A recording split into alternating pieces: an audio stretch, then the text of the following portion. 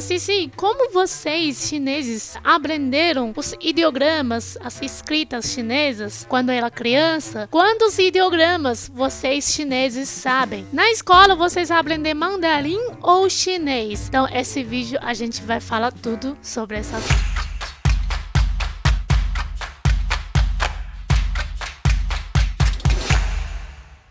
大家好，我是思思。Oi, gente, sou a Cici, sou chinesa da China mesmo, mas já vivi aqui no Brasil faz quantos anos? Você já sabe, né? 9 anos. Se você ainda não sabe, sou professora de chinês também. Se você quiser começar a aprender chinês, eu tenho um curso gratuito. O link está aqui embaixo para você entrar e ver as detalhes. Também tem um e-book com mais de 100 páginas. Clica no izinho aqui no cantinho. Antes de tudo, eu fui pesquisar o que é alfabetização, qual é a definição exata, e aí eu achei, em chinês a gente se fala 识字率, na verdade é índice de alfabetização. 识字 é conhecer ideogramas, 率 é índice. Índice de alfabetização é 识字率. E o que é esse índice? Como a gente, conta, dentro de um país, a população em cima de 15 anos consegue ler e escreve a língua. Essa é a definição do índice de alfabetização. E eu fui ver, em 2015, saiu uma lista do ONU. O índice de alfabetização na China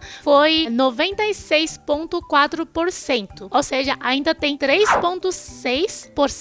da população na China ainda não é alfabetizado. E eu acho que esse número é bem alto mesmo, porque também, pensando a quantidade de pessoas na China. Então, realmente são muitas pessoas. E, na verdade, poucos anos, não muito anos atrás, que é ano 49, na China continental, teve 80% da população não alfabetizado. Ou seja, a maioria das pessoas não conseguia ler e escrever. E hoje eu vou falar duas coisas muito interessantes da China continental, muito relacionado com esse índice de alfabetização. E também eu vou mostrar um pouco o livro de chinês quando a criança começar a aprender, para vocês terem uma noção como os chineses aprendem o chinês. A primeira coisa a gente vai falar chama Yiwu Jiaoyu. Yiwu Jiaoyu é uma educação obrigatória. Na China tem desde 86, ou seja, um ano antes de eu nascer.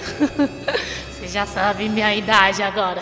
Começa em 86, tem essa lei de 9 anos de educação obrigatória. São de 6 anos até 15 anos. Agora lembrou de 15 anos? 15 anos é quando você vê se a pessoa é alfabetizado ou não. Então, de 6 anos até 15 anos, começar 86, tem essa educação que é todos os chineses de 6 anos precisam entrar na escola para aprender durante 9 anos. E como essa educação é obrigatória, não precisa pagar para estudar. Tá, então talvez é escola pública que você não precisa pagar e não tem escola privada. Hoje em dia tem algumas escolas privadas, mas muito pouco. Na minha cidade, que é uma cidade assim, menores, quase não existe escola privada. Nas cidades grandes, na China já tem mais, por causa de tem bastante estrangeiros, mas maioria ainda é escola pública. E esses 9 anos, o que a gente estuda e como a gente estuda? Primeiro, a gente precisa falar,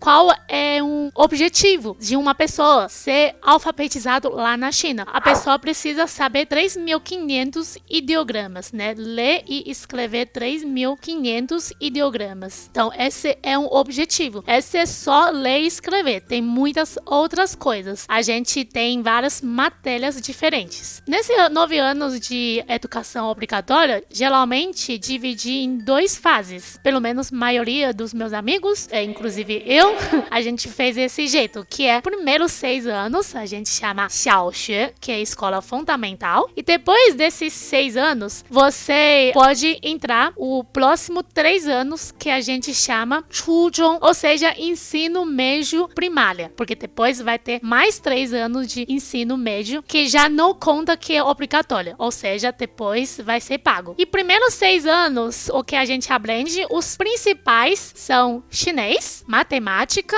educação física, arte, música, ciência, informática. Informática é mais novo. Quando eu tava na escola fundamental não tinha informática, mas agora tem. Ética e lei, não sei como se fala, mas deve ser ética e direito. Claro, agora, hoje em dia, tem muitas escolas fundamental, também tem inglês. Quando eu tava na escola fundamental não tinha, mas hoje em dia, por exemplo, meus primos, a escola deles já tem inglês desde 6 anos. Eu lembro na minha escola fundamental, o que eu gostava mais, as 2 matérias são educação física, porque praticamente, né, você pode se divertir.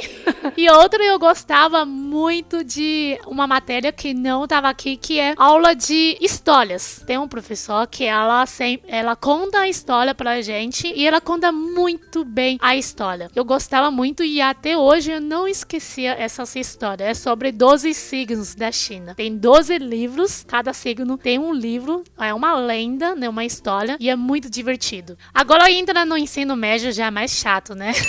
Continua chinês e matemática, com certeza. Inglês já virou obrigatório, porque vai ter a prova muito forte de inglês. Física, química, biologia, geografia, história e política. Claro, você vai ter ainda a educação física, que é obrigatório, porque conta a nota depois da sua prova. Porque depois de esses 9 anos, tudo isso, tem uma prova grande. É como se fosse Enem, só que não é nacional. É dentro da sua cidade. E educação física conta. Na minha época, não contava arte e música, mas agora também conta. Bom, talvez você já tenha uma ideia mais ou menos sobre essa educação obrigatória. E outra coisa a gente vai falar que é legenda, porque eu vi que algumas coisas que ajuda o índice de alfabetização de um país, uma é educação obrigatória, que a China fez desde 86, e outra é colocar legenda em todos os vídeos, programas do TV, internet, tudo isso coloca legenda. E na China é muito interessante que eu vim aqui no Brasil e eu não acostumava porque a maioria dos programas não tinha legenda, e isso me dificultava muito. E aí eu percebi que como eu costumava ler legendas quando eu estava na China. Isso com certeza é por causa de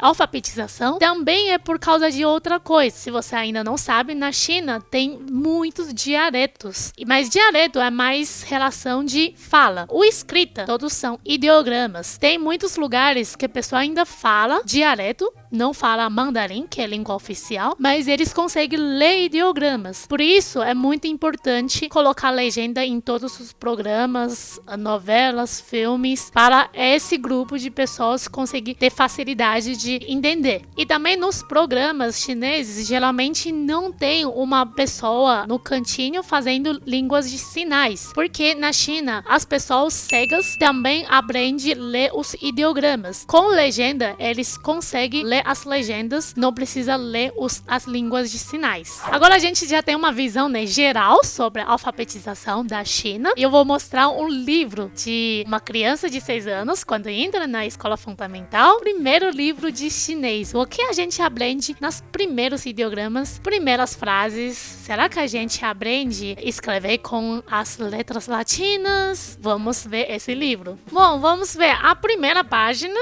do livro é essa frase. O que é isso? É 我是中国人, eu sou chinês. E aí tem uma foto de várias pessoas com roupa diferente. Se você ainda não sabe, na China tem 56 etnias. E aqui está, né, falando que todas as etnias são 中国人, chineses. Eu vou deixar um vídeo aqui que eu gravei sobre as etnias da China. Você pode ver esse vídeo. E depois tem uma música. Essa é uma música. Eu vou cantar pra vocês. 太阳当空照，花儿对我笑，小鸟说早早早，你为什么背上小书包？我要去学校，天天不迟到，爱学习，长大要为祖国立功劳。Então, essa é uma musiquinha de ir para a escola, tipo, música de ir para a escola aqui. 上学歌, tem algumas regras, tipo, não atrasa, gosta de estudar e gosta de trabalhar. O que é esse trabalhar? Trabalhar na escola? Porque na escola, né, a gente limpa a escola, a gente limpa as salas. São uma das obrigações da escola. Tem outro vídeo, são obrigações da escola, você pode ver. Enfim, é uma musiquinha meio que ensinando as regras da escola. E aí, talvez você tenha dúvida. Nossa, então vocês já começam a aprender ideograma assim,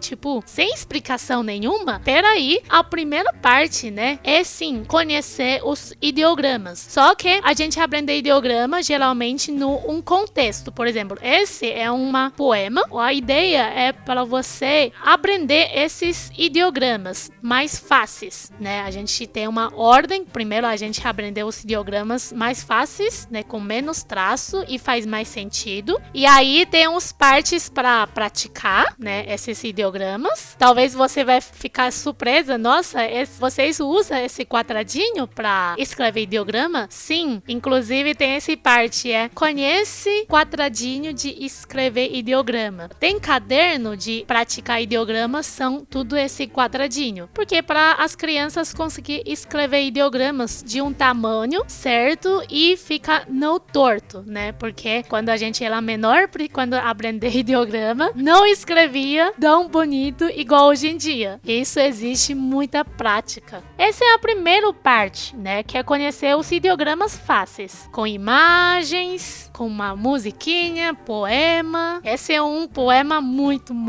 famoso. É sobre ganso. Tem historinha também. Aí vai começar uma parte que a segunda parte é conhecer alfabeto chinês, que é pinyin. E o que é pinyin? Pinyin é um sistema fonético em mandarim, né, usando as letras latinas para registrar os sons dos ideogramas. Então, você pode aprender mandarim com A, B, C, D. Essa parte deve ser muito familiar para você, né? São as linhas. Sim, a gente também precisava praticar como escrever bem um A, um O, um E. Então vai passar uma parte grande de aprendendo os sons do mandarim. E quando esse parte, tá vendo? A gente já colocar esse som, que é pinyin, em cima do ideograma. Ou seja, esse ideograma, ele se pronuncia tin, tin, tin, tiao. E terceira parte, a gente começar a aprender os textos. Isso tudo é primeiro semestre de primeiro ano, né? Primeira série da escola fundamental. Aí já aprende uns textos pequenos, mas aí está tudo escrito em ideograma e pinyin, que é alfabeto chinês. A gente também aprende muitos poemas, já é não sei quantos, vários poemas. Eu lembro quando eu estava na escola fundamental, né?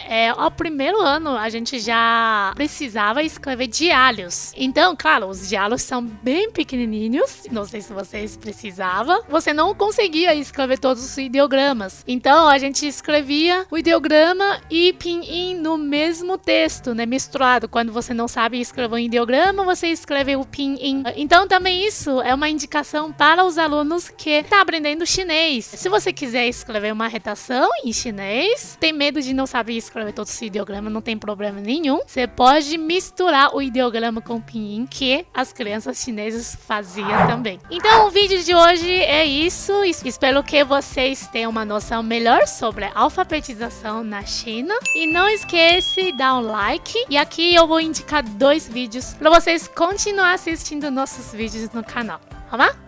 再见。